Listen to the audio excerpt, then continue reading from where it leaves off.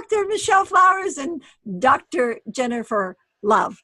So today's topic is going to be job satisfaction, and we're going to start first talking about what to do when a person feels like they want to quit. What should they do? And the question in your head is, what should I do if I want to quit?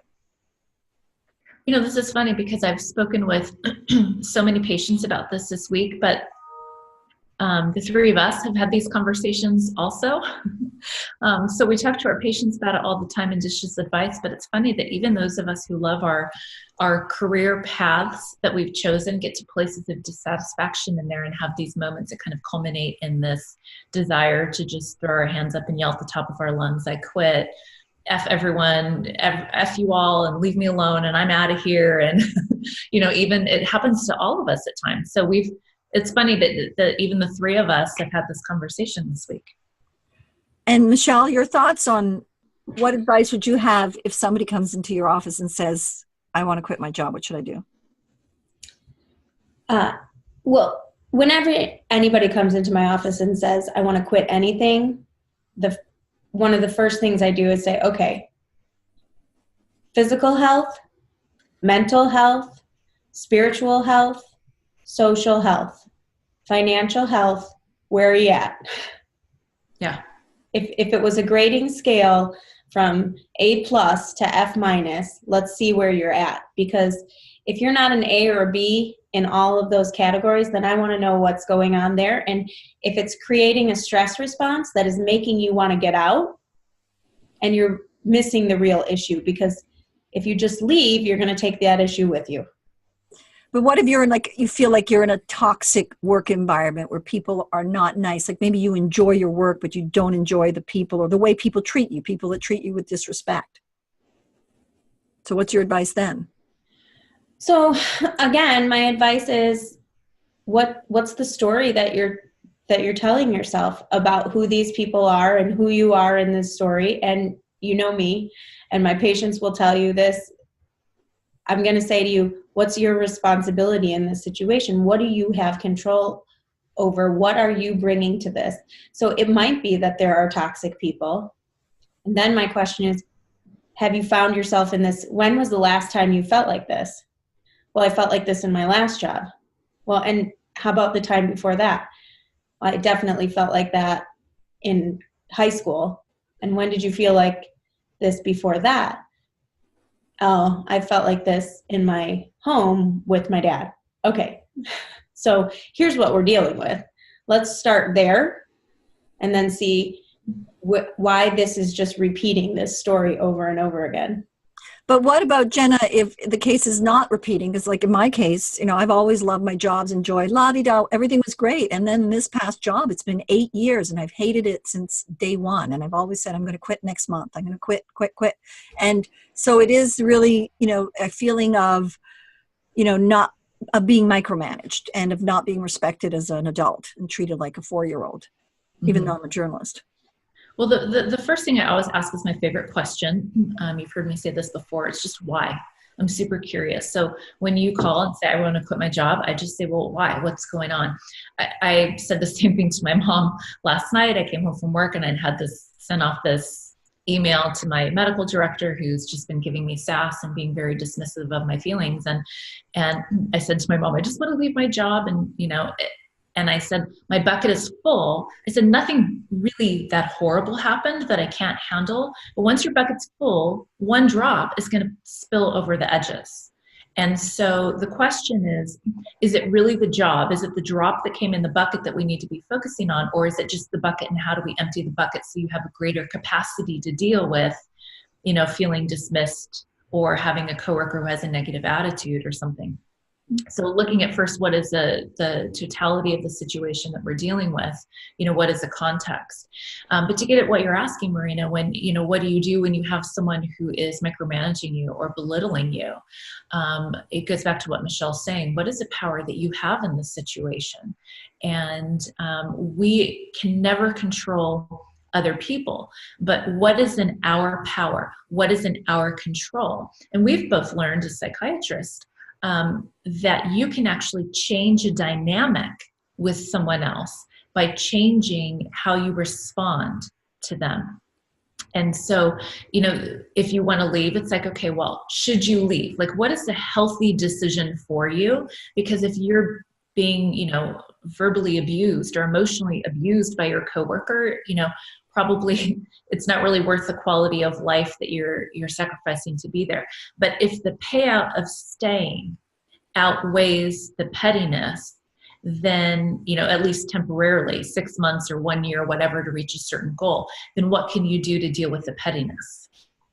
But sometimes it's like, I actually was interviewing, there was a great, when I went to France and this television conference that I went to, which Michelle encouraged me to go to, which I'm so happy I did. But there was all these top executive women that were sharing their advice. And I asked them that question. One of them said, you know, that you should maybe try and find a company that has more of your culture. For example, my daughter, who's 26, she works at the company. You can come and go. You know, you can come at 10. You can decide when you're going to be doing your 8 hours. You can work remotely a couple of days a week. And I kind of like that culture.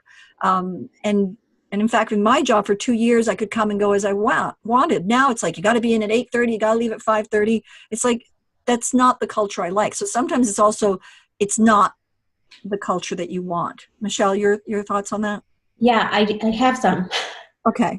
I'm sitting here thinking as I'm listening to you that often people go into a job thinking, I'm going to get this job, right? And they answer the question so they can get the job.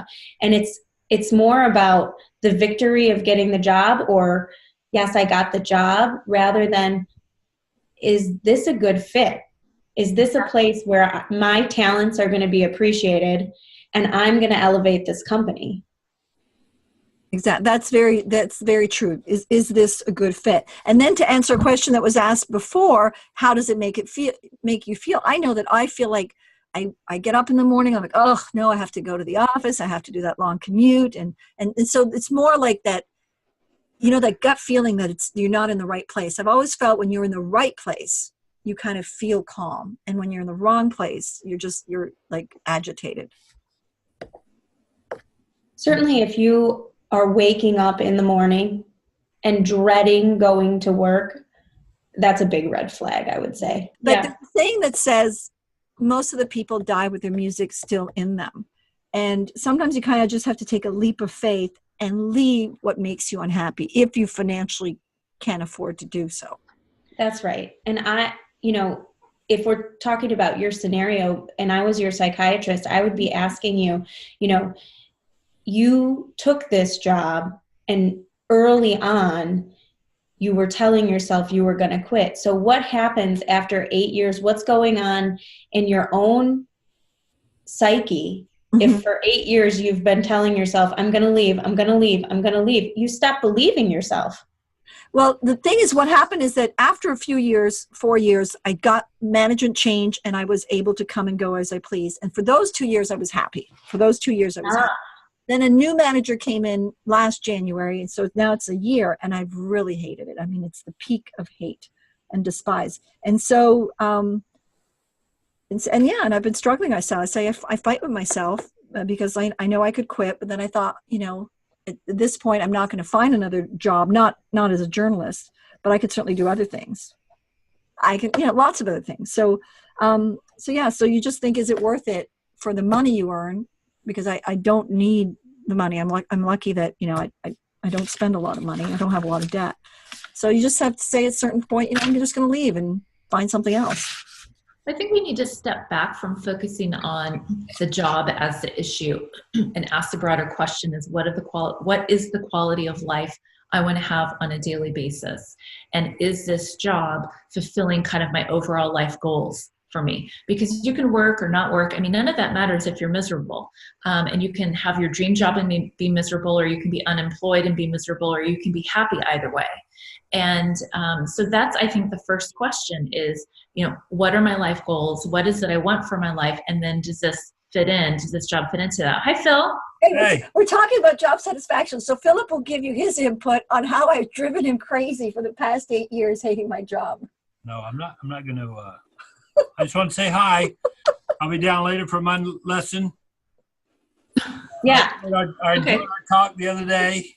That was good. Anyway, I'll let y'all get back to work. Okay, see, bye. Okay, so we've done our first 10 minutes, and so we're going to go down to our next topic, which is how to change a work dynamic, what you have control over. Michelle, you want to start with that?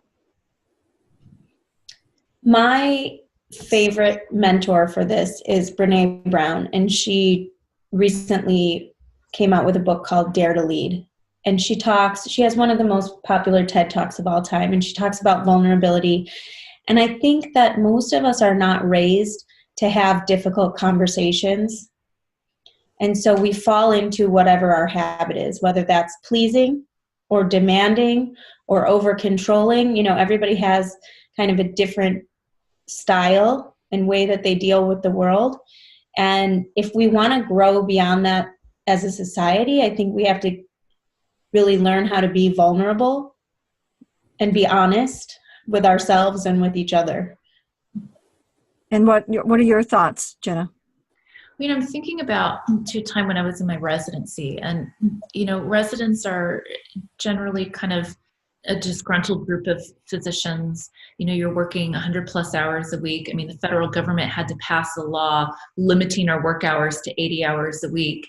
And we were still violating that. And then, you know, I was making, I think, like $32,000 a year working 100 hours a week. And so you have this group of people who are exhausted and pretty disgruntled by the way they're treated and overworked and everything. And so when I came in with my intern class, so it's psychiatry is a 4-year residency, and then you will have fellows who are doing subspecialty training. So you have people who are beyond that 4 years. But there's kind of a hierarchy of training. So the interns learn from the 2nd year and 3rd year residents. And, you know, as you go up in the program, you teach people younger than you.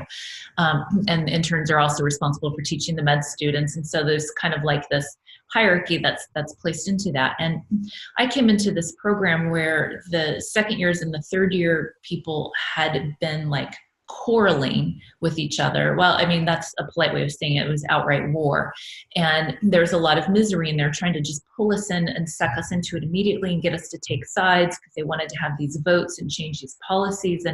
And there was some nastiness. There was some discrimination. There was some, I mean, I remember going into an ER shift with one of these women, and she's supposed to be training me, you know, and here we are like running this ER and we're sitting behind the bulletproof glass. Like this is a really kind of wild place to be training. And she literally wouldn't speak to me.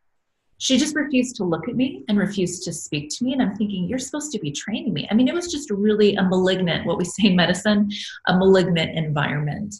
And so I remember sitting down with my classmates, and several people left the program, but you know, here we were in Hawaii. It's kind of hard to pick up and leave and move back to the mainland and even find a place, because once you start looking for a new residency program, you're kind of labeled as like a weirdo, or you can't tolerate this or that. And so there's kind of a stigma attached to it.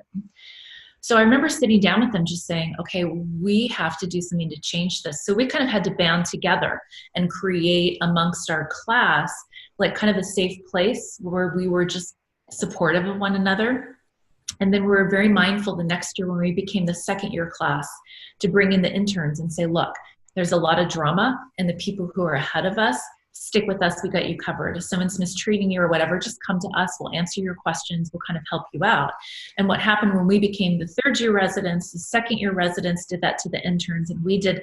And so within the years that I was there, by the time I was chief resident, we had kind of overturned that kind of negativity that was there. And so I think sometimes when you're able to, finding a couple other people who are fed up, you know, I'm a big believer that how a work environment feels is really a trickle-down effect. It starts with the owner of the company. It starts with the boss. They create the environment. And when you have a company, whether it's 10 employees or 50 employees, and they're all disgruntled, you have to look at the top. You're not looking at the person who's answering the phones. But so you can't change the top. I can't change the top where I work, but I can start talking to my colleagues and say, okay, we're all kind of upset about this and all these rules and everything, but what are we going to do to improve the quality of our time together while we're here? And sometimes just talking to people about how you hit the reset button in, you know, and like, okay, well, instead of getting riled up every time, you know, Dr. X makes this comment or this person makes that comment, Why don't we just get together, we debrief it, but we think on a day-to-day basis. You know, our conversations in the hallway don't have to be about complaining. You know, you can be asking people about, you know, things that are going on in their lives and find other ways of connecting to survive. Because in that situation, you have a choice. Like, is this job going to be my long-term plan, or is it serving a purpose? A lot of the people who are in my job are there because they're in graduate school. And so they're working, and then they know that they only need to be there for 2 more years or whatever. So it's like, okay, well, if you have to be here for 2 years, what is your responsibility, to go back to what Michelle says? What is your responsibility in changing the dynamic here, or in making your work environment pleasant? If the person at the top isn't going to do that for you, what can you do to enjoy your time with your colleagues while you're there? Well, you know what? We had actually a new person come to our company recently, and she asked me about the company. And I said, I didn't want to give her any insight on anything. I said, I want you to make your own opinions. And she's only been here a few months, and she's already telling me she's looking for a new job. She regrets she left her old job. So, and then you talk about how it absolutely comes from the top down. But what do you do when you're in a situation where the top is toxic and people are negative? And Michelle, you want to talk about that? Yeah, I mean, so first of all, I think if you've done a really good job owning your responsibility and saying, okay, what is upsetting me? And you write it down. How dare you, right? So you put the words, how dare you, at the top of a page. And you think about the person that's making you really, really angry. And then you just finish that sentence as many ways as you can. Mm-hmm. How dare you tell me exactly how I should use this font? How dare you tell me my punctuation wasn't just right? You know, whatever it is. Well, how dare you tell me I can't have my lunch hour at the end of the day when you come in later than me and leave before me? Right. You're my manager. How dare you? How dare you? And you just carry on until you're out of things. And then you look back at that. Then you take a deep breath, or maybe a walk, and you come back to that list and you say, okay, now who would say this sentence to me? Okay. Is there anywhere that I'm guilty of this thing? Or who else would I say this sentence to? Right? Okay. So is it about me, or is it about another person, and I'm just putting it into this situation? Is, for me, the first step. Like, let's figure out if it's really related to this, or this is just reminding you of something, or showing you something about yourself that you really need to fix. Because if it's showing you something about yourself, this is the old people in glass houses thing.